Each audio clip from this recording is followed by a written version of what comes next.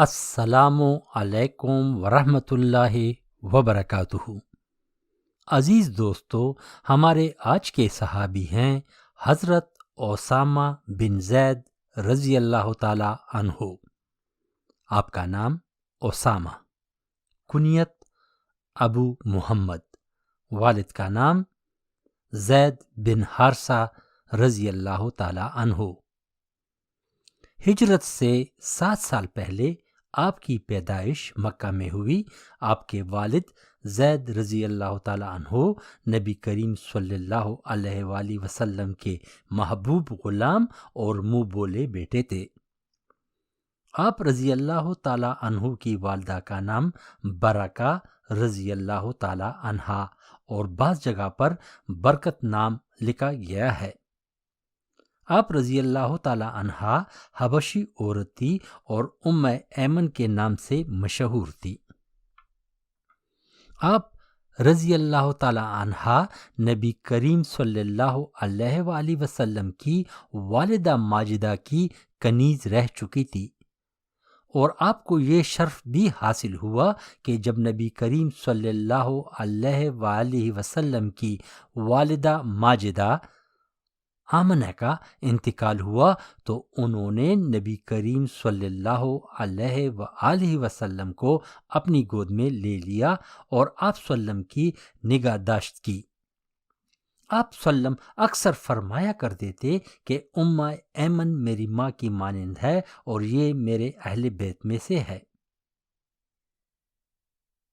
آپ کے والد کا نام حضرت زید بن حارثہ تھا، اور زید بن حارثہ نبی کریم صلی اللہ علیہ وآلہ وسلم کے وہ محبوب بندے تھے کہ قرآن پاک کے نزول سے پہلے آپ صلی اللہ علیہ وسلم نے آپ رضی اللہ تعالیٰ عنہ کو اپنا بیٹا قرار دیا تھا،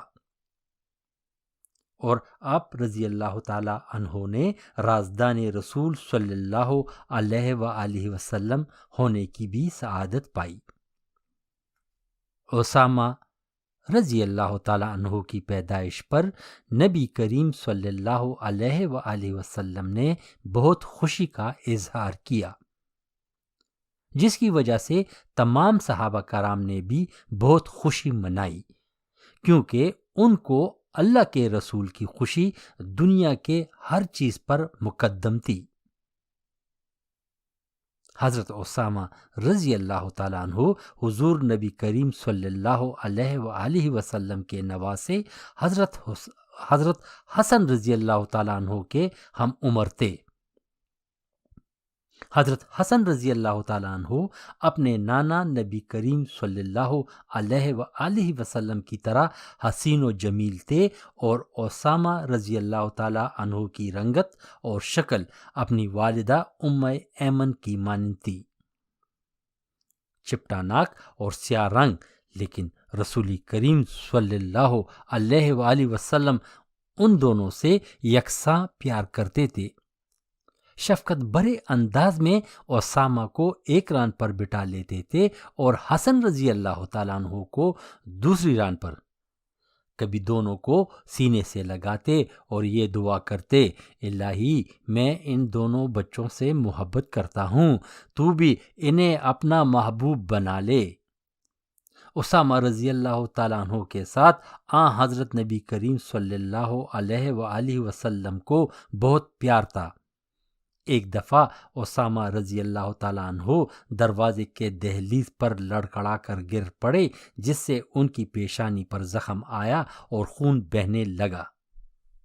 نبی کریم صلی اللہ علیہ وآلہ وسلم نے حضرت عائشہ رضی اللہ تعالی عنہا کو اشارہ کیا کہ اس کا خون صاف کر دیں، لیکن حضرت عائشہ رضی اللہ تعالی عنہا کسی مصروفیت کی وجہ سے اس طرف فوری توجہ نہ دے سکی۔ نبی علیہ السلام نے اٹھ کر خود اپنے دست مبارک سے اس کا خون صاف کیا۔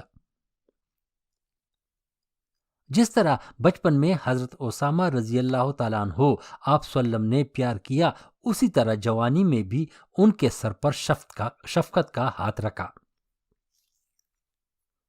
ایک دفعہ کا ذکر ہے کہ ایک قریش سردار حکیم بن حزام نے ایک قیمتی لباس رسول کریم صلی اللہ علیہ وآلہ وسلم کی خدمت میں پیش کیا۔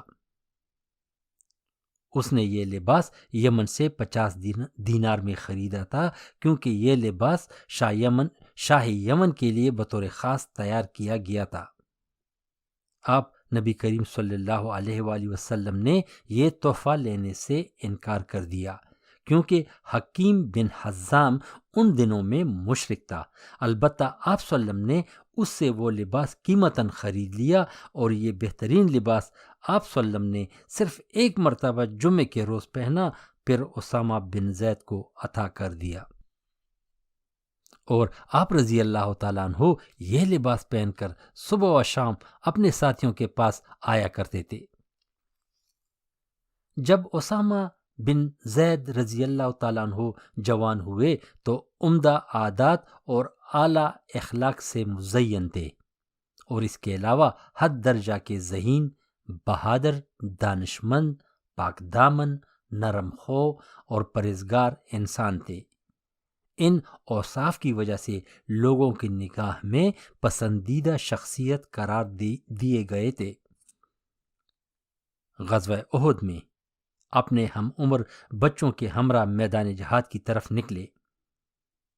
ان میں سے بعض کو غزوے کے لیے قبول کر لیا گیا، اور بعض کو بہت چھوٹی سی عمر کی بنا پر شامل نہیں کیا گیا۔ ان بچوں میں اسامہ بن زید رضی اللہ تعالیٰ عنہ بھی تھے۔ جب یہ بچے واپس لوٹے تو زار و قطار رو رہے تھے، کیونکہ انہیں رسول کریم صلی اللہ علیہ وآلہ وسلم کے جھنڈے تلے راہ خدا میں جہاد کرنے کا موقع نہیں دیا گیا۔ غزوہ خندق میں حضرت اسامہ بن زید رضی اللہ تعالیٰ عنہ جب اپنے ہم عمر نوجوانوں کے ہمراہ میدان کی طرف نکلے تو اپنے پنجوں کے بل اونچے ہو کر کہنے لگے کہ کہیں آج بھی نو عمری کی بنا پر جہاد میں شریک ہونے سے محروم نہ کر دیے جائیں۔ ان کی یہ حالت دیکھ کر نبی کریم صلی اللہ علیہ وآلہ وسلم بہت خوش ہوئے اور انہیں جہاد میں شریک ہونے کی اجازت دے دی۔ اس وقت آپ کی عمر تقریباً 15 سال تھی۔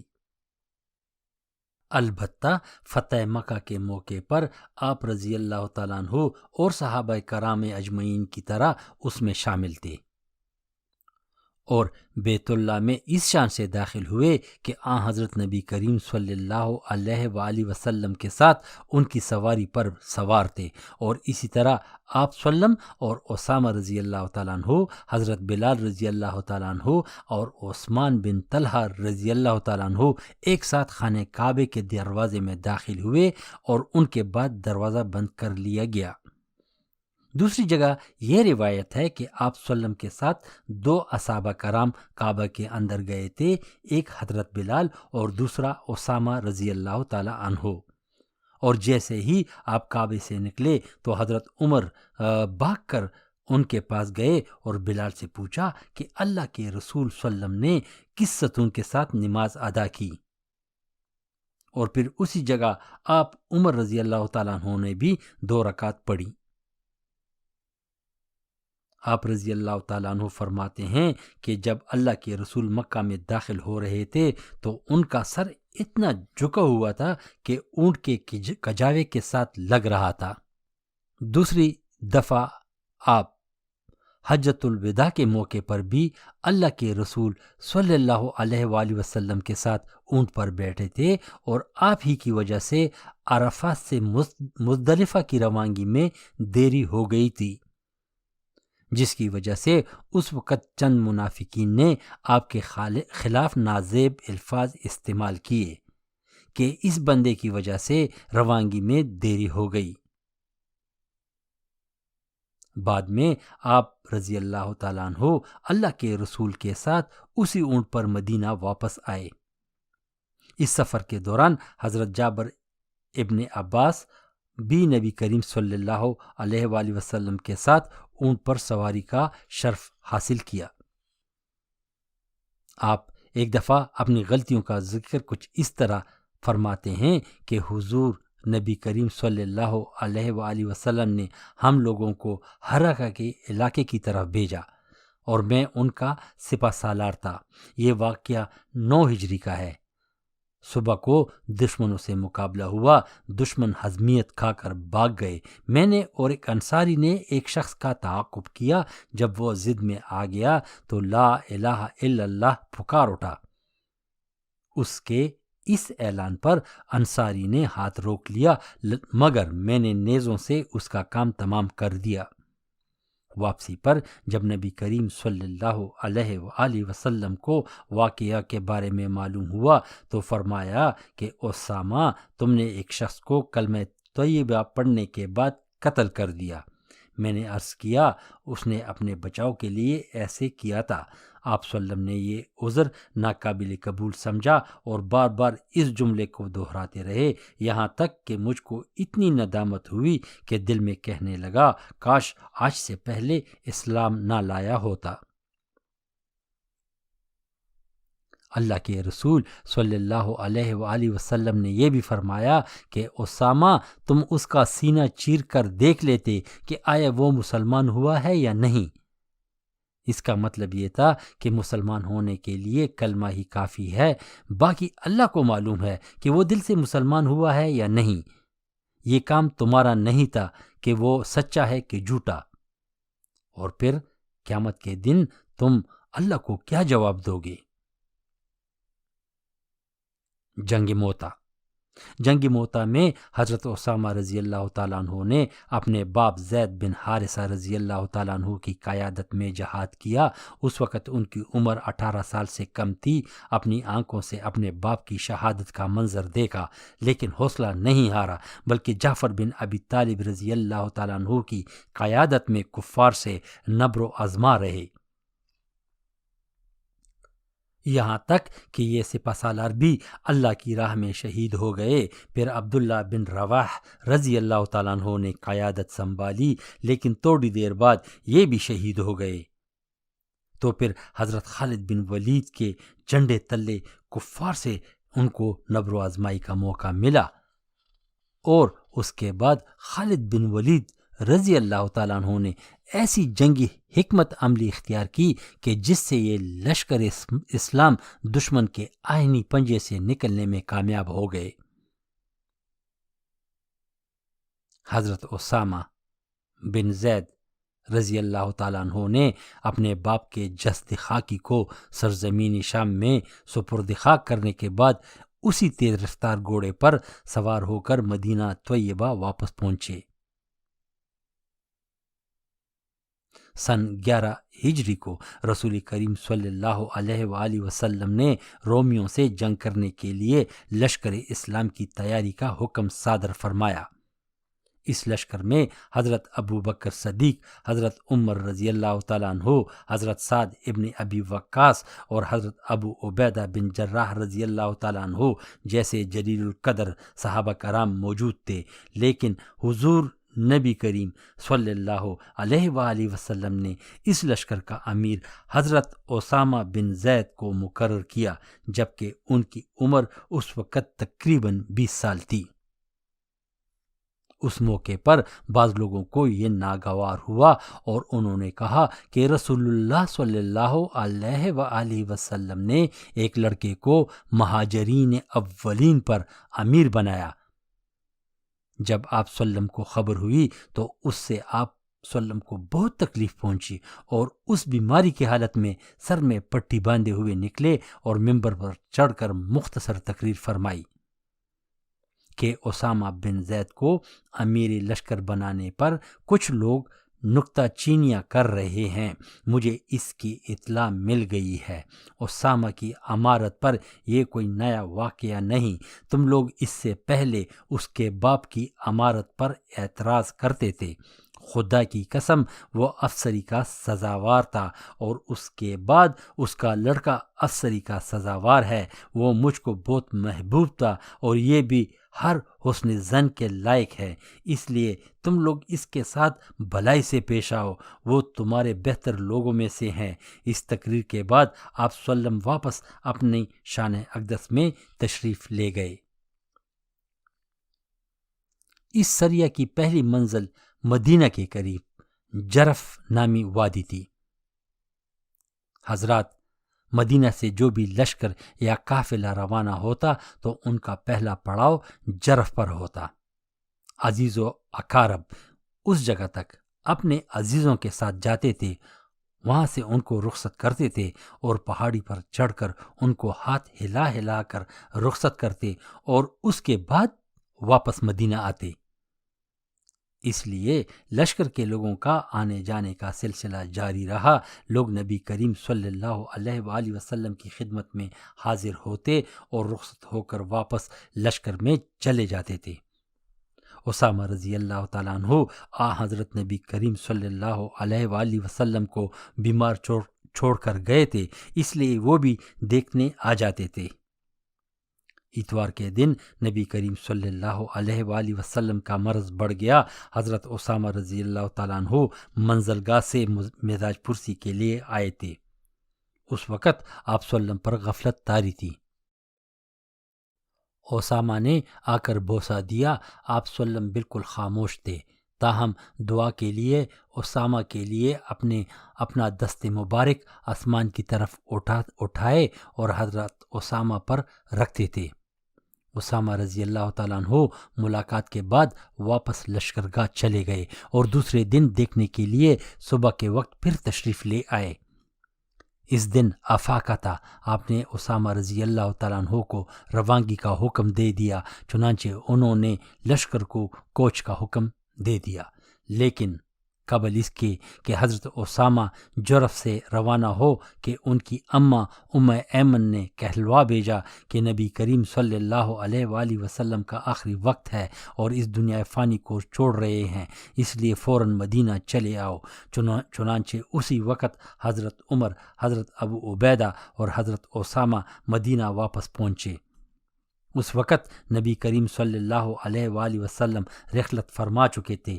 یہ خبر سن کر پوری فوج جرف سے مدینہ آ گئی اور یہ مہم کچھ وقت کے لیے ملتوی ہو گئی۔ اسامہ بن زید رضی اللہ تعالیٰ عنہ نے حضرت نبی کریم صلی اللہ علیہ وآلہ وسلم کی تجہیز اور تدفین میں مشغول ہو گئے اور جسم مبارک صلی اللہ علیہ وآلہ وسلم کو قبر انور میں اتارنے کا شرف بھی حاصل ہوا۔ جب نبی کریم صلی اللہ علیہ وآلہ وسلم اللہ کو پیارے ہو گئے اور حضرت ابو بکر صدیق رضی اللہ تعالیٰ عنہ خلیفہ منتخب ہوئے تو آپ رضی اللہ تعالیٰ عنہ نے پہلا کام یہ کیا کہ حضرت اسامہ رضی اللہ تعالیٰ عنہ کی قیادت میں لشکر اسلام کو روانہ کیا، جس لشکر کو حکم اللہ کے رسول نے اپنی زندگی میں دیا تھا، لیکن چند صحابہ کرام کی رائے تھی کہ لشکر کی روانگی میں کچھ تاخیر کر دی جائے تو بہتر ہوگا۔ انہوں نے حضرت عمر رضی اللہ تعالیٰ عنہ سے کہا کہ وہ اس سلسلے میں حضرت ابو بکر صدیق سے مشورہ کرے۔ اگر حضرت ابو بکر صدیق رضی اللہ تعالیٰ عنہ لشکر کے فوری روانگی ہر حالت میں چاہتے ہیں تو ہماری طرف سے انہیں یہ پیغام پہنچاتے کہ ہمارا امیر کسی ایسے شخص کو بنایا جائے جو اسامہ رضی اللہ تعالیٰ عنہ سے زیادہ عمر رسیدہ اور تجربہ کار ہو۔ جس وقت حضرت ابو بکر صدیق نے یہ سنا تو کافی غضبناک ہو گئے اور غصے کی حالت میں حضرت عمر رضی اللہ تعالیٰ عنہ سے فرمایا، اے ابن خطاب، کتنے افسوس کی بات ہے، رسول اللہ نے اسامہ کو امیر لشکر بنایا ہے اور آپ مجھے مشورہ دیتے ہیں کہ میں اسے معزول کر دوں۔ اللہ کی قسم یہ کبھی نہیں ہو سکتا۔ جب حضرت عمر فاروق رضی اللہ تعالیٰ عنہ نے یہ سنا تو واپس لوگوں کے پاس آ گئے۔ لوگوں نے پوچھا کہ خلیفۃ المسلمین نے آپ کو کیا جواب دیا؟ تو حضرت عمر فاروق رضی اللہ تعالیٰ عنہ نے فرمایا کہ آپ لوگوں کی وجہ سے آج میں نے خلیفۃ الرسول کو ناراض کیا، اٹھو جلدی سے تیار ہو جاؤ کہ لشکر روانہ ہو سکے۔ جب یہ لشکر اپنے نوجوان قائد کے زیر کمان روانہ ہوا تو سیدنا ابو بکر صدیق رضی اللہ تعالیٰ عنہ انہیں الوداع کہنے کے لیے مدینہ سے باہر تک ساتھ ساتھ پیدل چلتے رہے، اور اسامہ رضی اللہ تعالیٰ عنہ گھوڑے پر سوار تھے۔ حضرت اسامہ نے کہا، یا امیر المؤمنین، آپ بھی گھوڑے پر سوار ہو جائیے ورنہ میں بھی گھوڑے سے اترتا ہوں، جس پر ابو بکر صدیق نے ارشاد فرمایا، بخدا نہ آپ اتریں اور نہ میں سوار ہوں گا، اور پھر فرمایا، کیا میرے لیے یہ اعزاز نہیں کہ کچھ عرصے کے لیے اپنے پاؤں اللہ کی راہ میں غبار آلودہ کر دوں۔ اس کے بعد اسامہ کو دعائیں دے کر جہاد پر روانہ کیا اور کہا کہ رسول کریم صلی اللہ علیہ وآلہ وسلم نے آپ کو جو وصیتیں کی ہیں اس کے مطابق سرگرم عمل رہنا، اور پھر سرگوشی کے انداز میں فرمایا کہ اگر حضرت عمر رضی اللہ تعالیٰ عنہ کو میری معاونت کے لیے میرے پاس رہنے دیں تو بہتر ہوگا۔ حضرت اسامہ رضی اللہ تعالیٰ عنہ نے آپ کی رائے سے اتفاق کیا اور حضرت عمر رضی اللہ تعالیٰ عنہ کو مدینہ ہی میں رہنے دیا۔ حضرت اسامہ رضی اللہ تعالیٰ عنہ لشکر کو لے کر چل پڑے اور اس مشن کی کامیابی کے لیے ہر وہ کوشش کی جس کا نبی کریم صلی اللہ علیہ وآلہ وسلم نے حکم دیا تھا۔ پہلے مرحلے پر لشکر اسلام نے سرزمین فلسطین میں بلقا اور قلعہ دار روم کو فتح کیا اور مسلمانوں کے دلوں سے رومن کی سلطنت کا رعب اور دبدبہ ختم کر دیا، اور اسی طرح دیار شام، مصر اور شمالی افریقہ کو فتح کر کے بحر ظلمات تک اسلامی سلطنت کا جھنڈا لہرا دیا۔ حضرت ابو بکر صدیق رضی اللہ تعالیٰ عنہ آپ کی اس فتح سے اس قدر مسرور ہوئے کہ اسامہ کے واپسی کے وقت مہاجرین اور انصار کو لے کر مدینہ سے باہر ان کے استقبال کو نکلے۔ اسامہ رضی اللہ تعالیٰ عنہ شاندار طریقے سے مدینہ میں داخل ہوئے۔ آگے بریدہ بن حسیب پرچم اٹھائے اور اس کے پیچھے پیچھے اسامہ اپنے والد کے صبا نامی گھوڑے پر سوار تھے۔ مدینہ میں داخل ہوتے ہی پہلے مسجد نبوی میں 2 رکعت نماز پڑھ کر اس کے بعد گھر تشریف لے گئے۔ حضرت عمر ابن الخطاب رضی اللہ تعالیٰ عنہ نے اپنے دور خلافت میں حضرت اسامہ کے لیے اپنے بیٹے سے زیادہ وظیفہ مقرر کیا تو بیٹے نے عرض کیا، ابا جان، آپ نے اسامہ کے لیے 4000 اور میرے لیے 3000 درہم وظیفہ مقرر کیا ہے، حالانکہ اس کے باپ کو وہ فضیلت نہیں تھی جو آپ کو حاصل ہے، جبکہ میں تمام غزوات میں اسامہ کے دوش بدوش رہا۔ اس تفریق کا کیا سبب ہے؟ بیٹے کی یہ بات سن کر عمر رضی اللہ تعالیٰ عنہ نے فرمایا، بیٹے، افسوس ہے تجھے علم نہیں۔ سنو، اس کا باپ تیرے باپ سے زیادہ رسول کریم صلی اللہ علیہ وآلہ وسلم کو عزیز تھا، اور اسی طرح اسامہ بھی آپ سے زیادہ اللہ کے رسول کو عزیز تھا۔ یہ سن کر عبداللہ بن عمر خاموش ہو گئے۔ حضرت عمر رضی اللہ تعالیٰ عنہ جب بھی حضرت اسامہ سے ملتے تھے تو خوشی سے پکار اٹھتے، خوش آمدید میرا سردار آ گیا۔ جب کوئی ان سے اس والہانہ انداز پر تعجب کرتے تو آپ رضی اللہ تعالیٰ عنہ فرماتے تھے کہ آپ کو معلوم نہیں، ایک موقع پر اللہ کے رسول نے اسامہ کو میرا امیر بنایا تھا۔ حضرت عثمان رضی اللہ تعالیٰ عنہ کی عہد خلافت میں فتنہ و فساد کے خیال سے ملکی معاملات میں علانیہ کوئی حصہ نہیں لیا، لیکن ایک خیرخواہ صحابی اور مسلمان کی حیثیت سے قیام امن، نظم و ضبط اور فتنوں کو روکنے کے لیے مختلف تجاویز سے حضرت عثمان رضی اللہ تعالیٰ عنہ سے خفیہ طور پر گفتگو کرتے تھے۔ لوگوں نے خواہش ظاہر کی کہ آپ رضی اللہ تعالیٰ عنہ حضرت عثمان رضی اللہ تعالیٰ عنہ سے مشورہ کریں اور اس کو اپنے رائے اور تجاویز سے باخبر کر دیں، جس پر آپ رضی اللہ تعالیٰ عنہ نے جواب دیا کہ میں اعلانیہ اس فتنے کے اندر داخل ہونا نہیں چاہتا، مبادا کوئی اور نیا فتنہ نہ اٹھ کھڑا ہو جس کی ساری ذمہ داری میرے اوپر عائد ہو جائے۔ حضرت عثمان رضی اللہ تعالیٰ عنہ کی شہادت کے بعد جب زیادہ شورش بڑھی تو حضرت اسامہ رضی اللہ تعالیٰ عنہ بالکل علیحدہ ہو گئے۔ حضرت معاویہ رضی اللہ تعالیٰ عنہ اور حضرت علی رضی اللہ تعالیٰ عنہ کی معرکہ آرائیوں میں بالکل کنارہ کش رہے۔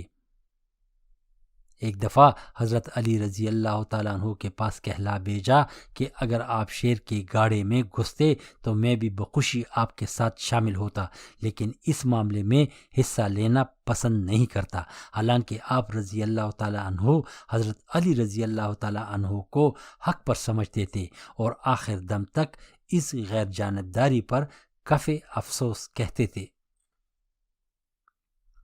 حضور نبی کریم صلی اللہ علیہ وآلہ وسلم آپ سے شدت سے پیار کرتے تھے اور بارہا اپنی زبان مبارک سے اس کا اظہار فرمایا، اور اسامہ رضی اللہ تعالیٰ عنہ کے ساتھ آپ کا طرز عمل بھی اس بات کا شاہد ہے۔ آپ وسلم کو اپنے متعلقین میں حضرت حسن رضی اللہ تعالیٰ عنہ سے زیادہ کسی سے محبت نہیں تھی، لیکن اسامہ بن زید رضی اللہ تعالیٰ عنہ وہ شخصیت تھے جو کہ اس میں ان کے ساتھ برابر کے شریک تھے۔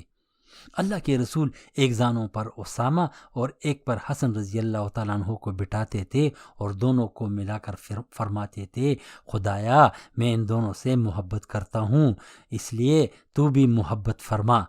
دوسری روایت میں ہے کہ میں ان دونوں پر رحم کرتا ہوں، تو بھی رحم فرما۔ حضرت ابن عباس رضی اللہ تعالیٰ عنہ روایت کرتے ہیں کہ حضرت نبی کریم صلی اللہ علیہ وآلہ وسلم نے فرمایا کہ اسامہ مجھ کو سب لوگوں میں محبوب تر ہے۔ ایک موقع پر آپ صلی اللہ علیہ وسلم نے فرمایا کہ اس کا باپ مجھ کو سب سے زیادہ محبوب تھا اور یہ مجھے سب سے زیادہ عزیز ہے۔ کبھی کبھی وہ پوری محبت میں مزاح بھی فرماتے تھے۔ ایک مرتبہ اسامہ کاشانہ نبوی صلی اللہ علیہ وآلہ وسلم میں بیٹھے تھے، حضرت عائشہ رضی اللہ تعالی عنہا بھی تشریف فرما تھی۔ آپ صلی اللہ علیہ وسلم نے اسامہ کی طرف دیکھ کر مسکرائے اور فرمایا کہ اگر یہ میری بیٹی ہوتی تو میں ان کو خوب زیور پہناتا اور بناؤ سنگار کرتا تاکہ ان کا چرچا ہوتا اور ہر جگہ سے پیام آتا۔ بارگاہ نبوت میں حضرت اسامہ رضی اللہ تعالیٰ عنہ کے رسوخ کا اس سے اندازہ ہوگا کہ جب کوئی ایسی سفارش حضرت صلی اللہ علیہ وسلم سے کرنی ہوتی جس میں ام المؤمنین حضرت عائشہ رضی اللہ تعالیٰ عنہ جھجک تھی تو وہ اسامہ کے سپرد کی جاتی۔ حضرت عائشہ رضی اللہ تعالیٰ عنہ فرماتی ہیں کہ بنی مخزوم کی ایک عورت نے چوری کی، لوگوں نے کہا اس کے بارے میں کون شخص حضرت نبی سے سفارش پر آمادہ ہوگا؟ اسامہ کے علاوہ کسی کی ہمت نہیں پڑی، انہوں نے جا کر آپ صلی اللہ علیہ وسلم سے گفتگو کی، لیکن حدود اللہ کا معاملہ تھا، اس لیے حضرت نبی کریم صلی اللہ علیہ وآلہ وسلم نے ایک نہ سنی بلکہ آپ کو ناگوار گزرا اور فرمایا اگر بنی اسرائیل میں کوئی شریف آدمی چوری کرتا تھا تو اس کو چھوڑ دیتے تھے، اور اگر معمولی آدمی اس کام کا مرتکب ہوتا تو اس کے ہاتھ کاٹ دیتے۔ خدا کی قسم اگر محمد کی بیٹی فاطمہ بھی ہوتی تو میں اس کا بھی ہاتھ کاٹتا۔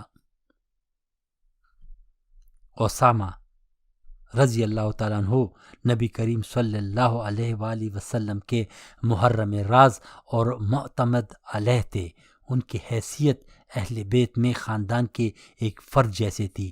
جس طرح شروع میں عرض کر چکا ہوں کہ اللہ کے رسول کے پاس جو چیز قیمتی ہوتی تھی اس کو اسامہ کے حوالے کر دیتے تھے۔ جس طرح شروع میں عرض کر چکا ہوں کہ اللہ کے رسول کے پاس جو چیز قیمتی ہوتی تھی اس کو اسامہ کے حوالے کر دیتے تھے۔ وہیہ کلبی نے کتان کا ایک کپڑا آن حضرت نبی کریم صلی اللہ علیہ وآلہ وسلم کو ہدیہ میں دے دیا تھا۔ آپ صلی اللہ علیہ وسلم نے اسامہ رضی اللہ تعالیٰ عنہ کو وہ کتان دے دیا۔ اسامہ رضی اللہ تعالیٰ عنہ نے وہ کتان اپنی بیوی کو دے دیا۔ ایک دن آپ صلی اللہ علیہ وسلم نے پوچھا، کتان کیوں نہیں پہنتے؟ عرض کیا، یا رسول اللہ، وہ میں نے اپنی بیوی کو دے دیا۔ آپ صلی اللہ علیہ وسلم نے فرمایا، اچھا اس سے کہہ دو کہ نیچے سینہ بند پہن لے ورنہ بدن دکھائی دے گا۔ غرض آپ صلی اللہ علیہ وسلم اہل و عیال اور اسامہ میں کوئی تفریق نہیں کرتے تھے۔ حضرت اسامہ رضی اللہ تعالیٰ عنہ نے حضرت نبی کریم صلی اللہ علیہ وآلہ وسلم کے دامن تربیت میں پرورش پائی تھی، لیکن حضرت نبی کریم صلی اللہ علیہ وآلہ وسلم کے وفات کے وقت آپ کی عمر صرف 18 یا 20 سال تھی، اس لیے سن شعور کو پہنچنے کے بعد صحبت نبوی صلی اللہ علیہ وآلہ وسلم سے فیضاب ہونے کا زیادہ موقع نہ ملا۔ تاہم اس مدت میں جو کچھ آپ نے حاصل کر لیا تھا اس کو کم نہیں کہا جا سکتا۔ اقوال نبی کا کافی ذخیرہ ان کے سینے میں محفوظ تھا۔ بعض اوقات بزرگ صحابہ کرام بھی آپ رضی اللہ تعالیٰ عنہ سے معلوم کرنے کے لیے رجوع کرتے تھے۔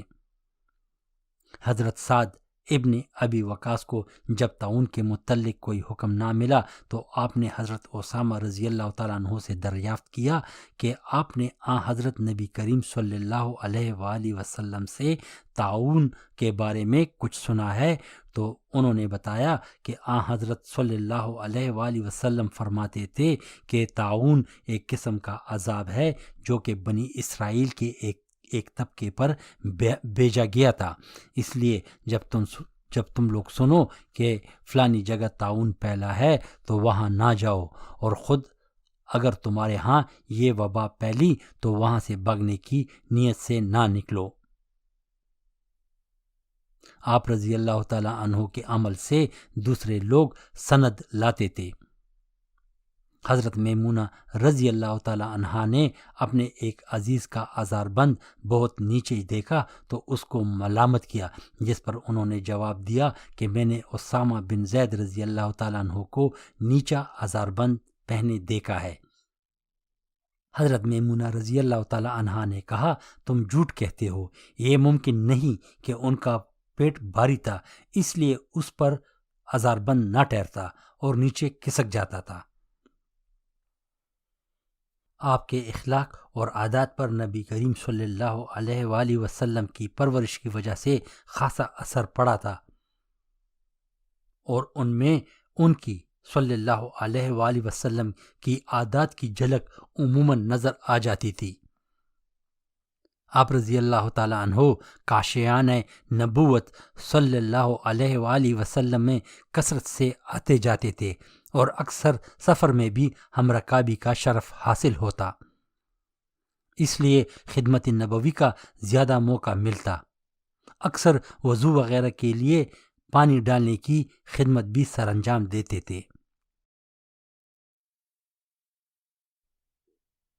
آپ رضی اللہ تعالیٰ عنہ سنت کی پابندی شدت سے کرتے تھے۔ آخری عمر میں جب جسم کمزور ہوا تب بھی آپ رضی اللہ تعالیٰ عنہ مسنون روزے رکھتے تھے۔ ایک مرتبہ ایک غلام نے کہا، آپ کی عمر ضعف ہے اور ناتوانی کی ہے، آپ کیوں دوشنبہ اور پنجشنبہ کے روزے کا اہتمام کرتے ہیں؟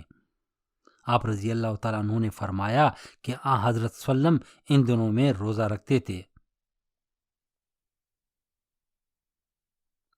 آپ رضی اللہ تعالیٰ عنہ نے کسی بھی دورہ خلافت میں کوئی رتبہ قبول نہیں کیا، کیونکہ دنیاوی کاموں کی طرف آپ کو کوئی رغبت نہیں تھی۔ اپنے والدین کا بھی بہت خیال رکھتے تھے اور کسی بھی مالی اور جانی قربانی دینے سے دریغ نہیں کرتے تھے۔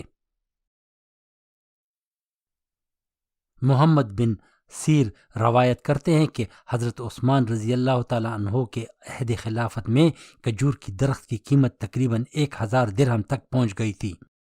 اس زمانے میں حضرت اسامہ رضی اللہ تعالیٰ عنہ نے ایک درخت کا تھنا کھوکھلا کر کے اس کا مغز نکالا۔ لوگوں نے پوچھا، یہ کیا کر رہے ہو؟ آج کل درختوں کی قیمت اتنی بڑھی ہوئی ہے اور تم اس درخت کو ضائع کرتے ہو۔ آپ نے جواب میں کہا کہ کل میری والدہ نے کھجور کے درخت کے مغز کی خواہش کی تھی، اور وہ جس چیز کی فرمائش کرتی ہے اگر اس کا حصول میرے بس میں ہوتا ہے تو اس کو میں ضرور پورا کرتا ہوں۔ آپ رضی اللہ تعالیٰ عنہ فتنہ خلافت کے بعد تقریباً گوشہ نشین ہو گئے، کسی قسم کی سیاست اور دنیاوی امور میں حصہ نہیں لیا اور کسی بھی خلافت میں کوئی عہدہ بھی قبول نہیں کیا، اور نہایت سادہ زندگی بسر کی۔ آپ کے آخری زندگی کے بارے میں ان وجوہات کی وجہ سے کوئی خاص ذکر موجود نہیں۔ آپ رضی اللہ تعالیٰ عنہ امیر معاویہ رضی اللہ تعالیٰ عنہ کے خلافت تک زندہ رہے، اور تقریباً 55 ہجری میں آپ نے 60 سال کی عمر میں مدینہ سے باہر جر نامی گاؤں میں فوت ہوئے، اور آپ کو مدینہ میں جنت البقیع میں دفن کیا گیا۔ آپ کا رنگ گہرا کالا تھا، چپٹی ناک تھی، اور آخری عمر میں آپ کا وزن کافی بڑھ گیا تھا۔ ایک دفعہ فاطمہ بنت قیس نبی کریم صلی اللہ علیہ وآلہ وسلم کی خدمت میں حاضر ہوئی اور آپ صلی اللہ علیہ وسلم سے پوچھا کہ میرے پاس 2 رشتے آئے ہیں، ان میں سے کس کو قبول کر لوں؟ ایک کا نام معاویہ اور دوسرے کا نام ابو جہم ہے۔ نبی کریم صلی اللہ علیہ وآلہ وسلم نے فرمایا کہ معاویہ غریب اور مفلس ہے۔ حضرات، اس جگہ اس بات کی بھی نشاندہی کر دوں کہ یہ وہی معاویہ رضی اللہ تعالیٰ عنہ ہے جو کہ بعد میں امیر مقرر ہوئے اور عرب کے مالدار ترین لوگوں میں شامل ہوئے۔ آپ صلی اللہ علیہ وسلم نے فرمایا کہ ابو جہم جو ہے اس کا ڈنڈا زمین پر نہیں لگتا، یعنی اس بات کو انہوں نے آگے تفصیلاً بیان نہیں کیا، لیکن اور حضرات یہیں اس بات سے اخذ کرتے ہیں کہ اس کا مطلب تھا کہ وہ بہت غصہ ناک ہے، اپنے بیوی بچوں کے ساتھ زیادتی کرتا ہے اور ان کو مارتا ہے، اس لیے اس کا ڈنڈا کبھی زمین پر نہیں لگتا، ہر وقت ہوا میں ہوتا ہے۔ یعنی یہ بات مثالاً نبی کریم صلی اللہ علیہ وآلہ وسلم نے کہی، اس کا مطلب بعض لوگوں نے پھر اسی طرح اخذ کیا۔ نبی کریم صلی اللہ علیہ وآلہ وسلم نے فاطمہ بنت قیس کو کہا کہ اس سے بہتر ہے کہ تم اسامہ سے شادی کر لو، جس پر انہوں نے اسامہ رضی اللہ تعالیٰ عنہ سے شادی کر لی، اور یہ شادی آخری وقت تک قائم رہی۔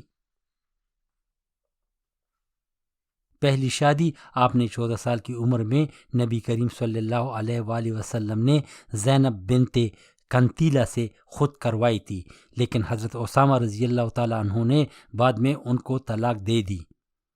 دوسری شادی نعیم بن عبداللہ الخام نے نبی کریم صلی اللہ علیہ وآلہ وسلم کی خواہش سے اپنے خاندان میں کرا دی تھی۔ ان کے بطن سے ابراہیم بن اسامہ تھے۔ اس کے علاوہ خود سے بھی حضرت اسامہ رضی اللہ تعالیٰ عنہ نے مختلف شادیاں کی تھی اور کثرت سے ان کے اولادیں ہوئی۔ حضرات، یہ تھے ہمارے آج کے صحابی حضرت اسامہ بن زید بن حارثہ رضی اللہ تعالیٰ عنہ، جن کی حالات زندگی کے بارے میں نے روشنی ڈالی۔